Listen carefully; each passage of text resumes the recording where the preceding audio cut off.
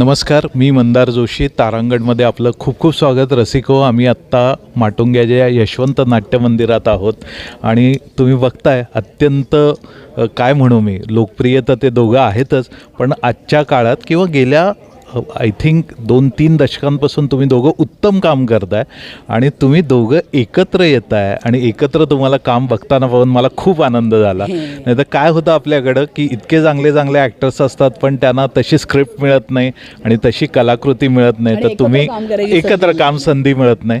तर मला खूप आनंद झाला तुम्हाला दोघांना एकत्र काम करताना बघून. आणि आता प्रेक्षकांना तो मिळणार आहे. नवं कोरं नाटक तुमचं येतं आहे. तर हर्षदाताई, मी तुमच्यापासूनच सुरुवात करतो की तुम्ही आत्ता टेलिव्हिजनवर खूप चांगलं काम करताय, त्यामुळे हे नाटक तुम्हाला ऑफर झालं त्यावेळी त्यात असं तुम्हाला काय जाणवलं की हे नाटक आपण करायला जावं असं तुम्हाला वाटलं? नाही, मुळात मला नाटकात काम करायचं होतं असं हे I was putting it out in the universe.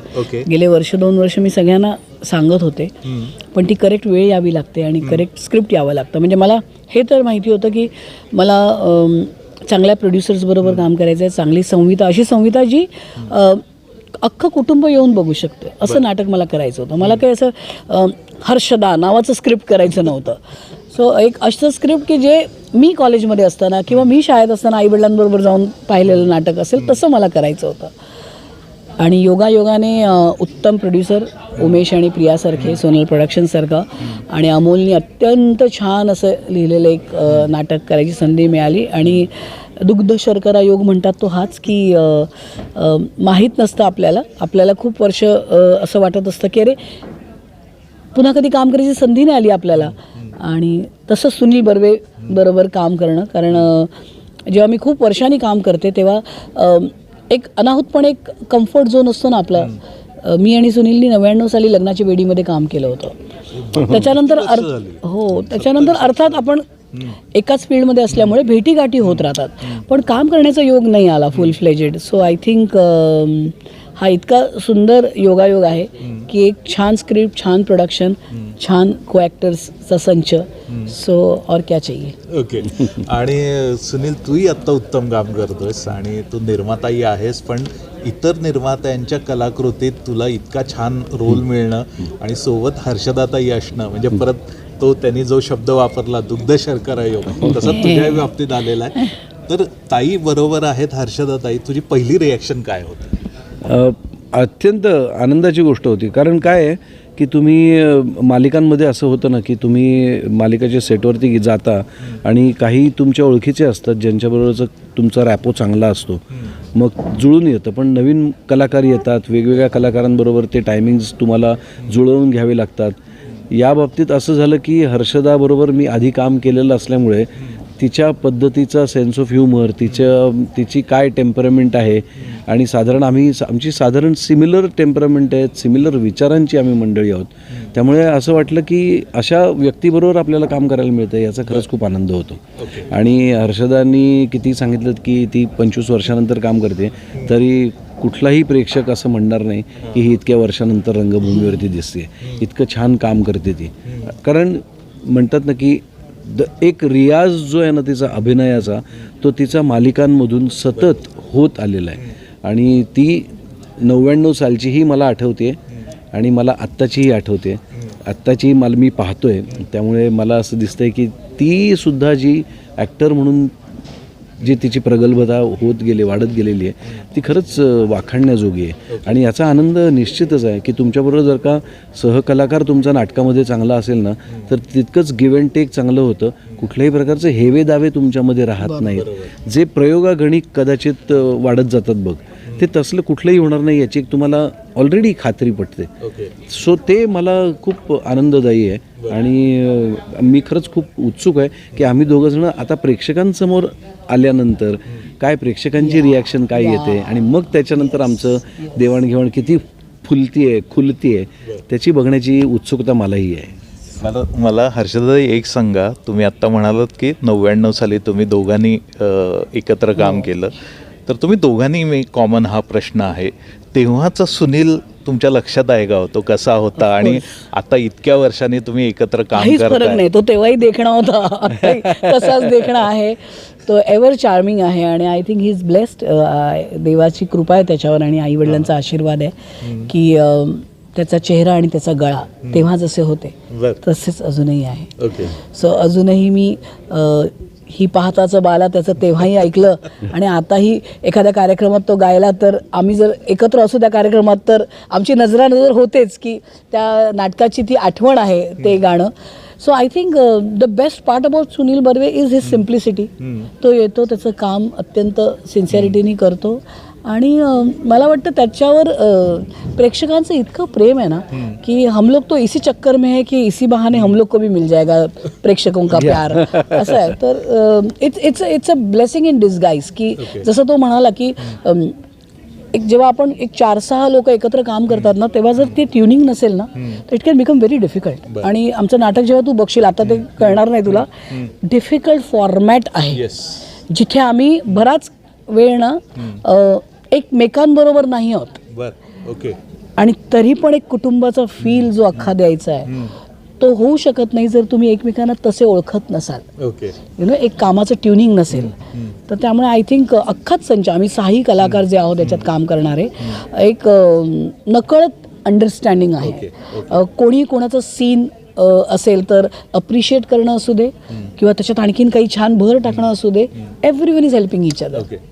तुला हर्षदाताई कशा वाटल्या इतक्या वर्षानंतर एकत्र? खूप फरक आहे, खूप फरक आहे, निश्चितच फरक आहे. सी काय आहे तेव्हाचं ती नवीन होती तेव्हा त्या मनाने 99 साली जेव्हा आम्ही नाटकात काम करत होतो तेव्हा तिला जे एक स्टेजवरचा वावर होता तिचा तो त्या मनाने नवखा होता जो आता नाही आहे. म्हणजे आता तो एक ऑडियन्सची रिॲक्शन घेण्याची एक अंडरस्टँडिंग असावं लागतं ना की मी हे केल्यानंतर एक लोकांपर्यंत हे पोचल्यानंतर त्याचा एक लाफ्टर कसा येईल किंवा दुसरा कोणीतरी लाफ्टर घेतोय तर त्याच्या लाफ्टरमध्ये आपण मध्ये काहीतरी करायचं नाही हे समजण्याची एक कुवत यावी लागते म्हणतात ना. ती मला वाटतं तिच्यामध्ये मी आता खूप बघतोय. ती सगळ्यांना खूप सांभाळून घेते. तेव्हा तीच स्वतः खूप नवीन असल्यामुळे ती अशी काय म्हणतात त्याला सगळेजण आम्ही सांभाळायचो. कारण आम्ही सगळेच जण म्हणजे संजय मोने असतील, राजन भिसे असतील, विजय केंकरे, सुधीर जोशी, निर्मिती सावंत ही सगळी स्टॉलवर्ड्स होते रे मंडळी तेव्हा. तर त्यामध्ये असलेली हर्षदा आणि आताची हर्षदा जी आता त्या स्टेजला पोचली आहे त्यामुळे सांभाळून घेण्याच्या, सगळ्यांना अंडरस्टँड करून घेण्याच्या, काम चांगलं उत्तम करण्याच्या, कामाप्रती जास्त नेटाने किंवा कटाक्षाने लक्ष देणारी अशी हर्षदा आता मला नक्कीच दिसते. हर्षदाताई बघा किती छान ना तुमचा प्रवास त्यांनी उलगडलाय. हो म्हणजे आता आय वॉज जस्ट थिंकिंग तो या ट्रू की नवीन होते. You are not looking forward की ह्याच्यामधनं काय घडू शकतंय पुढे आपण या सिन्सिअरिटी कामाच्या सिन्सिअरिटीनी. कदाचित हेही मला तेव्हा माहीत नव्हतं आणि इतके स्टॉलवर्ड्स होते म्हणजे ऑल मी सोडले तर बाकी सगळे म्हणजे सुधीर जोशी, निर्मिती सावंत, सुनील बर्वे, विनय येडेकर, संजय मोने की ज्यांना बघण्यासाठी प्रेक्षक येत होता. सो अशा लोकांबरोबर आपण काम करतोय याची जाणीवही तेव्हा एवढी कदाचित नसावी.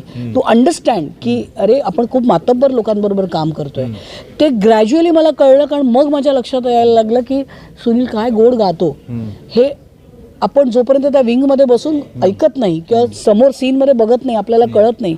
सुधीर जोशी, निर्मिती ताई काय टायमिंगनी सीन करतात हे जोपर्यंत विंगेतनं मी बघत नव्हते की सातत्याने एक असतं की एकदा येऊन तुम्ही टेक देऊन निघून जाणं आणि एक असतं की सातत्याने रोज तुम्हाला ते सेम सादर करायचं आहे आणि ते तेवढ्याच ब्युटिफुली सादर करायचं आहे. हे सगळं कळायला जसं तो म्हणाला की जसं आपण कामाचा अनुभव वाढत जातो तसा तो वाढत गेलेला आहे. आणि येस थँकफुली आता ही सुरुवात म्हणेन मी. मला असं खूप फिलिंग आहे की आता माझा डेब्यू होतो आहे पुन्हा थिएटरमध्ये आणि आय थिंक अशा अनेक विविध रंगी भूमिका स्टेजवर करण्याची मला संधी मिळेल. आम्हाला एकत्र छान छान काम करायची संधी मिळेल. So I think yes looking forward to my next career. पण आता किमान 1000 प्रयोगानंतर हाचा विचार हो हो हो नाही ते आपलं ठरलंय 1000 तो चाहिए. बस. पण रंगभूमीवर इतक्या वर्षांनी तुम्ही काम करताय अगदी पहिल्या 2-3 दिवसात काही जाणवलं का? अगदी फ्रॉम डे वन तुम्ही कमांड घेतली? छे असं काही होत नसतं. कारण मुळात आपण आता टी व्हीवर मी इतकं काम करते तर आपल्याला रिटेकची इतकी सवय असते.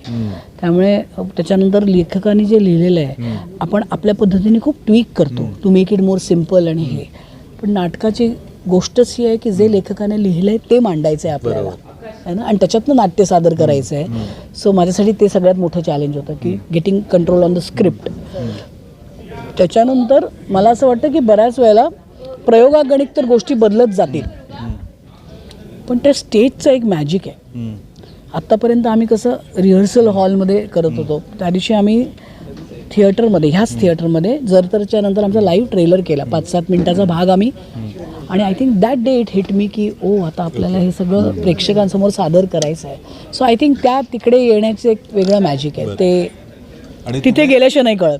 टेलिव्हिजनवर दोघंही एवढे बिझी आहात, नाटकांसाठी कसा वेळ काढणार आहेत? कारण हे जसं तू म्हणालास, या नाटकाबद्दल लोकांना प्रचंड कुतूहल आहे, त्यामुळे गर्दी तर होणारच आहे. कसं शेड्यूल तुम्ही दोघांचं हे करणार? नाही, मला वाटतं आमच्या आजूबाजूला खूप चांगली माणसं आहेत. तो स्वतः एक निर्माता आहे, त्यामुळे त्याला माहिती आहे कशाला काय आता प्रेफरन्स द्यायचं आहे. मी ज्या मालिकेत काम करते, देवाच्या कृपेने इतकी चांगली मंडळी आजूबाजूला असतात. मला वाटतं जेव्हा ना समोरच्याचा इंटेंट कळतो ना, की तिथेही अन्याय होऊ द्यायचा नाही आहे, इथेही अन्याय होऊ द्यायचा नाही आहे, मग सगळी माणसं फिर कायनात काम में लग जाती है आणि इट मेक्स थिंग्स हॅपन. तर त्यामुळे माझे प्रोड्युसर असतील माझ्या मालिकेचे, इथले प्रोड्युसर्स असतील, डिरेक्टर असेल, माझे फेलो ॲक्टर्स आहेत, सगळे एकमेकांना सांभाळून आम्ही काम करतो. नाही, याच्यातलं सगळ्यात महत्त्वाचा मुद्दा हा आहे ना की तुम्ही जर का चांगले असाल ना तर लोक तुमच्याशी चांगलेच वागतात. त्यामुळे माझी खात्री आहे की ती आत्ता एक मालिका करते, पण ती इतकी सांभाळून घेणारी आहे हे त्या निर्मात्यांनाही माहिती आहे. आणि आत्ता इंडस्ट्रीत सगळ्यांना माहिती आहे की हर्षदाच्या कमिटमेंटच्या बाबतीत ती कुठलाही कॉम्प्रोमाइज करणार नाही. जर का तिने एखादी गोष्ट करायची ठरवली आहे, तिने नाटकाच्या आधी म्हणजे नाटक घ्यायच्या आधी तिला तिची मालिका अर्धा तासांची झाली होती म्हणून तिने नाटक करायला घेतलं आणि नाटक घेतलं आणि ती मालिका पुन्हा 1 तासाची झाली. पण तरीसुद्धा त्या निर्मात्यांनी तिला सांगितलं की तू काळजी करू नकोस, तू जे करतेस ना ते करायला आम्ही तुला पूर्ण पाठिंबा देऊ. आता हे अंडरस्टँडिंग कधी येतं माहिती आहे ना, जेव्हा लोकांना तुमच्याविषयी खात्री निर्माण होते आणि त्यांना माहिती असतं की हा सुद्धा खूप चांगला आहे, तो सुद्धा आपल्याकडे त्याच दृष्टीने बघेल आणि आपल्यालाही तितकंच सांभाळून घेईल. त्यामुळे मला वाटतं हे खूप महत्त्वाचं आहे. हे आत्ताच्या लोकांनी सुद्धा खरं तर शिकण्यासारखं आहे, नवीन पिढीने हे शिकण्यासारखं आहे की तुम्ही फक्त मोठे झालात म्हणजे तोऱ्यात फिरलात ना तर तुमचे दिवसही तितकेच पटकन येतील, आणखीन पटकन जातीलही. आणि तुम्ही हे दोघेही एव्हरग्रीन आहात, पण हे नाटक 3 पिढ्यांचं आहे, आजी आजोबा, पण तो टॅग किंवा तशा प्रकारची भूमिका आपल्या नावाला जोडली जाते, हा एक कसं वाटतं म्हणजे एक आर्टिस्ट म्हणून? नाही, मला वाटतं ॲक्टरना काय आहे ते आजी आजोबा, आई वडील, काका मामा, ह्याच्यात आम्ही अडकतच नाही. कारण ह्याच्यात अडकलं असतो तर मग इतकी वर्ष सातत्याने कामच करू शकलो नसतो. मला वाटतं आपण 3 पिढ्या म्हणतो म्हणून कोणीतरी आजी आजोबा असेल, कोणीतरी मुलगा असेल आणि कोणीतरी नात असेल, पण आम्ही कायम हिरोईनच आहोत. कायम राहूच. आणि तसे आणि ह्या नाटकापुरते आम्ही आजी आजोबांच्या भूमिकेत आहोत, आम्ही तेच कायम करू असं टॅग लागेल अशी आम्हाला भीती वाटत नाही. कारण ते कॅरेक्टर आहे ना ते खूप गोड आहे. हिचं कॅरेक्टर, मालतीचं, मधुकरचं कॅरेक्टर, ही कॅरेक्टर्सच इतकी गोड आहेत ना की ती लोकांना म्हणजे ती हिरोईनच आहेत या नाटकाची. बरोबर, अगदी खूप छान. अगदी जाताना एक शेवटचा प्रश्न विचारतो, जो आजच्या काळात जी 2 दिवसापूर्वी घटना घडली आहे, सर्व जनमन त्यांनी हादरवून टाकलेलं आहे. सगळेच आपण त्याच्यावर बोलतोय, उद्वेग व्यक्त करतोय, पण ह्या घटना काही थांबत नाहीत. दर 2-3 महिन्यांनी काही ना काहीतरी घडतंय आणि आपण परत आपला उद्वेग व्यक्त करतोय. तुमच्या मनात काही व्यक्त व्हावंसं वाटतंय तुम्हाला? आणि मला वाटतं राग तर खूपच कॉमन हे आहे. माहीत नाही मला, म्हणजे विकृती कुठून येते हे खरंच आपल्याला कळू शकत नाही. कारण कुठलीही आई कुठल्याही मुलावर हे संस्कार करत नाही की जाऊन पुढे त्यांनी कसं हीन कृत्य करावं. सो हा मानसिक आजार आहे आणि याला शासनाने, लॉनी कठोर शासन देणं. आपण नेहमी म्हणतो की प्रत्येक आईने आपल्या घरातल्या मुलाला संस्कार करावे, पण कुठलीच आई वाईट संस्कार करत नसते. सो मला असं वाटतं की शासन जर करेक्ट व्हायला लागलं ना आणि इमिजिएट कदाचित, तर ह्याच्यात बदल घडले. त्याच्याविषयी माझं अगदी वैयक्तिक मत असं आहे ना की मुळात काय माहिती आहे, माणसांनी ना स्वतःला एकदा पाहण्याची, पडताळून पाहण्याची आणि ओपनली, आता इतकं सगळ्या गोष्टी ओपनली बोलल्या जातात ना, तर मला असं वाटतं की ज्यांना कोणाला माहिती आहे ना की आपल्याकडे एक हा आजार असू शकतो ना, विकृती. तर ज्यांना माहिती आहे की आपल्याकडे कोणीतरी विकृत एखादा माणूस आहे, तर त्याच्याविषयी जास्त ओपनली बोलणं हे गरजेचं आहे आणि लोकांना, इतर आजूबाजूच्या लोकांना त्याच्याविषयी सावध करणं हे खूप गरजेचं आहे. परदेशामध्ये जसं की एखादा माणूस जर का पेरोलवरती सुटला असेल ना, तर त्याच्याविषयी तो जर का कोणाच्या घरी जाणार असेल तर तिकडचे पोलीस फोन करून सांगतात की असा असा माणूस या गुन्ह्याखाली कन्व्हिक्टेड आहे, त्याच्यावरती केस चालू आहे, तर तुम्हाला माहिती आहे ना हे, याच्याविषयी माहिती दिली जाते. सो ही माहिती देणं, लोकांना माहिती करून देणं, कारण त्याच्याविषयी मी असंही ऐकलं की त्याच्या आधी त्याच्यावरती 2-3 केसेस होत्या. असं असताना त्या घरच्यांनी त्यांना न थांबवणं, कारण ती जर का विकृत मानसिकता असेल त्या माणसाची, तर तो मानसिक रुग्ण आहे. त्याला पहिल्यांदा तिथेच थांबायला पाहिजे. आणि ह्या सगळ्या गोष्टी आहेत ना, या लवकर तुम्ही जितक्या समजून घ्याल आणि त्याला आळा घालण्याचा प्रत्येक कुटुंबाने प्रयत्न करेल ना, तितकं ते जास्त चांगलं होईल असं मला वाटतं. त्यांनी हे थांबेल. त्याच्यासाठी स्वतःची वृत्तीसुद्धा आपण एकदा तपासून पाहिली पाहिजे असं मनापासून वाटतं. तुम्ही अगदी महत्त्वाचा मुद्दा दोघांनी मांडलेला आहे. बघूया काय शासन त्याच्यावर शासन झालंच पाहिजे. शासन झालंच पाहिजे, म्हणजे त्याच्याबद्दल निर्विवाद आणि कडक झालं पाहिजे. आणि असं की ते बघून एखादा काय म्हणतो विकृत माणूस असेल तर त्याची तब्येत बरी झाली पाहिजे. अगदी इतकं तर आपण तीच अपेक्षा करतोय सगळ्यांकडून, आपल्या सरकारकडून. बघूया काय होतंय. पण आपण तुमच्या हे जे काही नवीन नाटक येत आहे त्याच्यासाठी मी तुम्हाला दोघांनाही शुभेच्छा देतो. खूप आभार. आणि हे नाटक बघतो आणि पुन्हा आपण बोलू नक्की. की नक्की. तुम्ही दोघांनी काय रंग भरलेत त्याच्यात. पुन्हा भेटू, पुन्हा बोलू. धन्यवाद. थँक्यू. थँक्यू.